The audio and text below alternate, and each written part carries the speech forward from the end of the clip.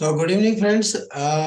आज के जीडीएनटी के चैप्टर 28 के अंदर अंडरस्टैंड करेंगे जो हमारे 14 जो जीडीएनटी के स्टैंडर्ड सिंबल है उनमें से ओरिएंटेशन पार्ट के अंदर एंगुलरिटीज क्या है।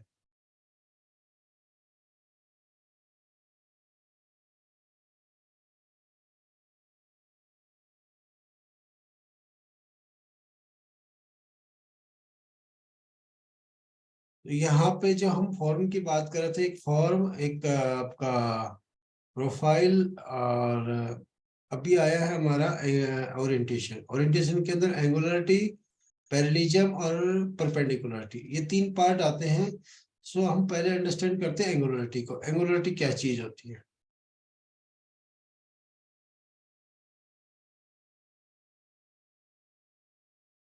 पहले तो ओरिएंटेशन को समझते हैं। ओरिएंटेशन क्या है? Orientation tolerance control angularity parallelism and perpendicularity either equal और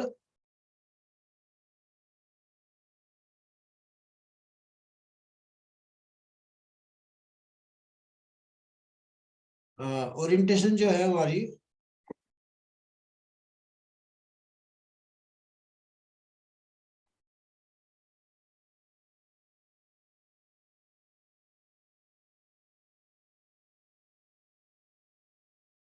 orientation tolerance control angularity parallelism and perpendicularity, all angularity relationship, ये सारे आपस में जुड़े हुए हैं। Note that an orientation tolerance when applied to a plane surface control flatness to the extent of a orientation tolerance unless the tangent plane symbol is added. When the flatness control is the orientation tolerance is not sufficient. जब flatness खाली दी जाती है तो वो orientation के लिए control नहीं है, सफिशिएंट नहीं है। ए separate flatness tolerance should be consider, जो हम नेक्स्ट फिगर के अंदर देखेंगे। An orientation tolerance does not control the location of feature. When specified an orientation tolerance, consideration should be given to the control or orientation already established through other tolerances.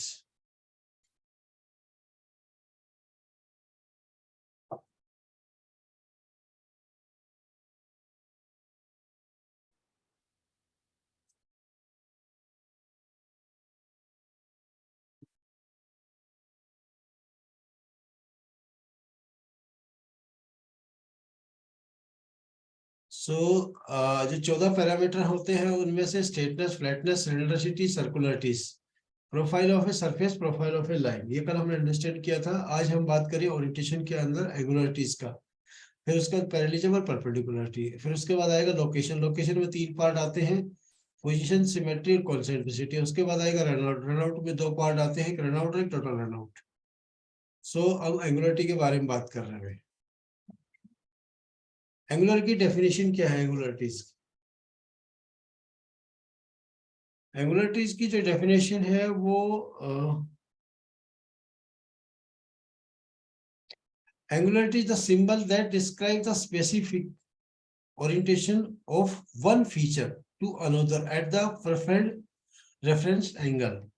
ये कहने का मतलब एक plane से दूसरे प्लेन के बीच में जो आपका रिलेशन है वो एज ए एंगुलरिटी के बारे में चेक करते हैं। पर्टिकुलर कोई भी एंगल दिया हुआ तो उस एंगल के ऊपर टॉलरेंस कितनी अप्लाइड होगी, like this. It can reference at a 2D line reference to the another 2D elements, but more commonly it relates the orientation of one surface plane relative to the another datum plane in 3D dimension tolerance zone. The tolerance does not directly control the angle variation. हम यहाँ पे consider कर रहे हैं कि जो angle दिया हुआ है वो एंगुलरिटी एंगल को कंट्रोल नहीं करती direct, and should not be confused with angular dimension tolerance such as plus minus 5 degree. In fact, the angle of now become a basic dimension since it is controlled by the geometrical tolerance. The tolerance indirectly control the angle by controlling where the surface can be lie based on the datum.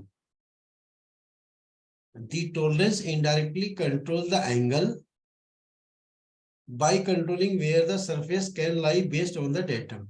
See the tolerance zone below for more details. Maximum metal condition or axis control can be also be called out for angularity through the use in design and fabrication is most uncommon since gauging a hole or a pin at angle is difficult. When angularity is called out on an axis, the tolerance zone now become a cylindrical around an referenced axis at an angle to the datum. अभी इसकी definition ये क्या कहती है कि जो drawing में दिया होता है सिंबल वो जस्ट एक एंगल के जैसे बनता है ऐसे दिया जाता है और इसका रिलेटिव डेटम बिना डेटम के हम इसको मेजर नहीं कर सकते इसलिए डेटम मस्ट है और एमएमसी और एलएमसी अप्लीकेबल है और अनकॉमन कंडीशन में जीडीएनटी टॉलरेंस जोन जीडीएनटी की टॉलरेंस जोन कैसे डिफाइन होती है और एक एंगुलर के सरफेस में एंगुलर जब हम मेजर करते हैं उस टाइम पे इस टॉलरेंस जोन को कैसे डिफाइन किया जाता है टू पैरेलल प्लेन और line which are oriented at the specified angle in relation to a datum. जब जहां पे दो पैरेलल प्लेन डिफाइन करने होंगे जो हमारी टॉलरेंस जोन है उसके बीच में अच्छा angle relation at the datum. All point on the reference surface must fall into this tolerance zone. Like आपका एक एंगुलरिटी अगर मेजर करते हैं तो एंगल अपनी जगह है बट इसका जो सरफेस है वो एक एंगुलरिटी का पार्ट कहलाता है जो हमारी टोटल टॉलरेंस जोन जो डिफाइन होगी वो एक अपर और एक लोअर टोटल मिला के जो बैंड दिया गया हो उसके अंदर होनी चाहिए जैसे हमारे सेक्शन के अंदर दिख रहा है तो एक अब 3D इसको आइसोमेट्रिक के अंदर समझते हैं तो एक आपका बेस एंगल में एक प्लेन है उस एंगल प्लेन में एक ऊपर प्लेन होगा और एक नीचे होगा तो ये क्या होगा आपका जस्ट एक पैरेलल होगा angularity does not directly control the angle angularity से डायरेक्ट एंगल कंट्रोल नहीं होता of the reference surface it control the envelope like flatness that the entire surface can lie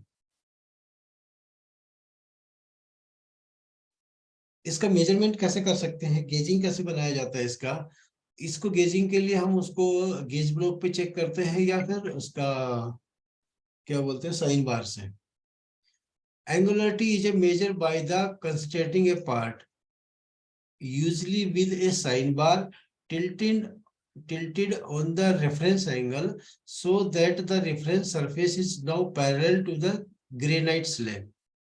By setting the part at an angle, the flatness can now be measured across and the how horizontal reference surface. The entire variation must not be fall outside the tolerance zone. Angularity वो कहलाती है कि angle का जो surface है वो angle का surface अपने आप में कितना बना हुआ है अगर उसमें फ्लैटनेस है तो एंगुलरिटी का पार्ट बन जाता है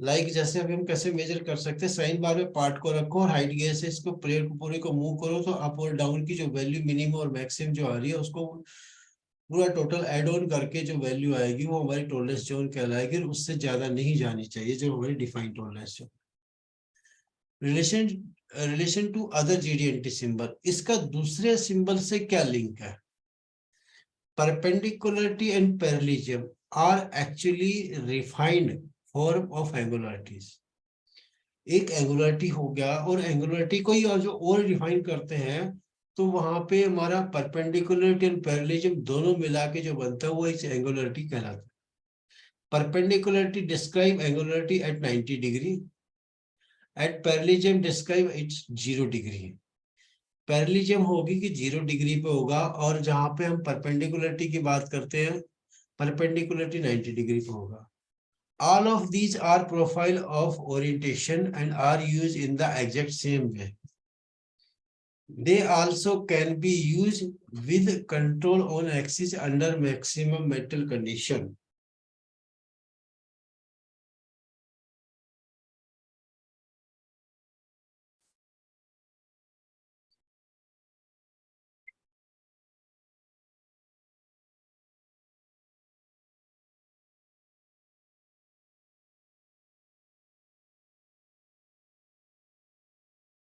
They also can be used with control of an axis under maximum metal condition, although perpendicularity is usually the only one you will never see with this call out. Orientation GDT symbol are also closely related to the flatness.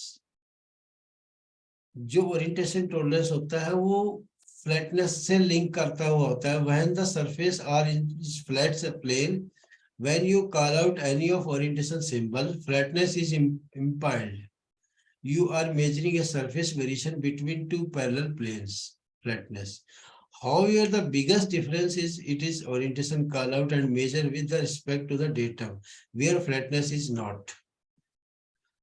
जो भी हम major करते हैं angularity पे या perpendicularity पे, तो वो हम उसका फ्लैटनेस चेक करते हैं उस सरफेस का. व्हेन यूज इसका अप्लाई कहाँ होता है? Angularity help control any feature that is at an angle to another data surface. Angularity वहां पे हेल्प करती है जहां पे किसी एक प्लेन से दूसरी किसी डेटम से जब उसका एंगल अगर डिफाइन है तो उसके ऊपर हम कितने में उसको एंगुलरिटी में कंट्रोल कर सकते हैं. Any time you have a critical feature which mates with other parts at an angle. जब कभी एक क्रिटिकल फीचर बनता है, जैसे हम किसी पार्ट का मेटिंग पार्ट है वो भी एंगल पे, तब हम एंगुलरिटी डिफाइन करते हैं. Angularity can be used to help control the angle and flatness of the mating surface. जब हमें किसी एंगल के सरफेस के ऊपर उसकी फ्लैटनेस अगर हमें कंट्रोल करनी हो तो तब हम एंगुलरिटी को डिफाइन करते हैं. Many stem parts that have been bent feature use angularities. जब हम स्टैंपिंग से डाई से जो भी पार्ट बनता है उस पर हम ये एंगुलरिटी यूज करते हैं to ensure that the 3D surface formed by the stamping operation that is form always is controlled and encased in the tolerance charm. For example, अब इसको जो हम स्टैंपिंग से जो बनी हुई चीज है इसको हम कैसे मेजर करते हैं? लाइक जैसे अब ये हमारा एक जो हमारा पार्ट है इसके ऊपर एक ये 30 डिग्री पे प्लस माइनस 0.5 डिग्री पे ये प्लेट बनी हुई है और इसके ऊपर हमें ये मेजर करना है 0.1. 0.1 इसकी एंगुलरिटीज है. एंगुलरिटी इसका मतलब इस प्लेन की जो इम्प्योरिटीज है वो कितना है, वो हमारा 0.1 के अंदर होना चाहिए. For example, tightening the angle and the thickness are required if angularity is not called out. जहाँ पे एंगुलरिटी नहीं दी गई होती है वहां पे 0.1 टोटल आना चाहिए क्योंकि 1/3 होता है इसका. दूसरा example, angularity example is simple call to angularity now ensure the stamping surface now has both proper angle and flatness. The angle must be basic dimension but now allow you part thickness to open up more. Note this drawing is unconstrained and would need additional size dimension to be accurate. Like जैसे इसमें angularity अगर 0.1 में दी गई है तो इस means क्या है कि इसका जो पार्ट है वो पूरा सरफेस मिला के 0.1 के अंदर आना चाहिए. जो बेस वैल्यू के दो पैरेलल प्लेन बनाएंगे तब एंगल पे. Remember, you are not controlling the angle with angularities. You are controlling the surface to all fall within a specific dimension tolerance in millimeters.